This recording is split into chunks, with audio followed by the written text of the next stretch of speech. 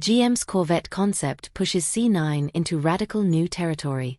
First of 3 Corvette concepts due this year is the work of GM's new design center in the UK headed by Julian Thomson.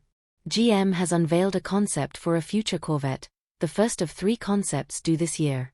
The EV study is the first publicly shown work from GM's new design center in England. Former Lotus and JLR man Julian Thomson heads the design center in Royal Leamington Spa.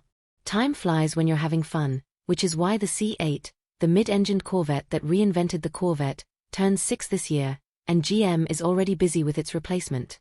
And here's our first potential taste of how it could look, courtesy of GM's brand new European Design Centre in the UK.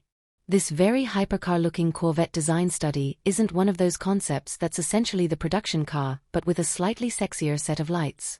It's more of a traditional concept, one that explores potential design directions, but maybe drops a few hints about the future along the way. It's one of 3 Corvette concepts coming this year from GM's different studios spread across the world. The third version could make its debut at the Goodwood Festival of Speed in July, Autocar reports, and will take inspiration from this UK car and go on to help shape the look of the C9 production Corvette due in 2028.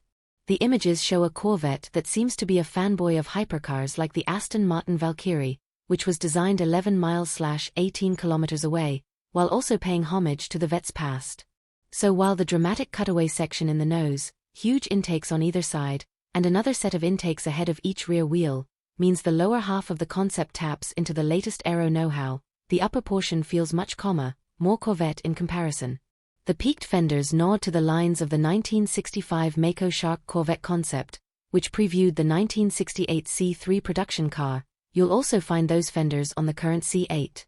And the visor-shaped windshield, while again being reminiscent of the C3's, also looks like a tribute to the iconic split rear window of the 1963 C2. The concept also has a split rear window treatment for good measure.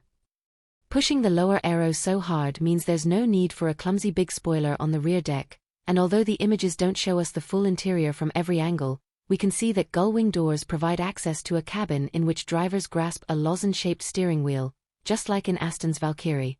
GM has opened its new Advanced Design Centre in Royal Leamington Spa in the English Midlands because it's determined to crack Europe with Cadillac and Corvette, having sold off its former European arms, Vauxhall and Opel, to Stellantis in 2017. The facility is headed by Julian Thomson, who we last heard of when he was design boss at Jaguar, but has previously worked for VW and Lotus, where he created his most famous car, the S1 Elise. GM's Corvette concept pushes C9 into radical new territory. As part of the Corvette creative study, we asked multiple studios to develop hypercar concepts, which we'll see more of later this year, GM's Senior VP of Global Design Michael Simcoe said. It was important that they all pay homage to Corvette's historic DNA, but each studio brought their own unique creative interpretation to the project. That is exactly what our Advanced Design Studio Network is intended to do: push the envelope, challenge convention, and imagine what could be.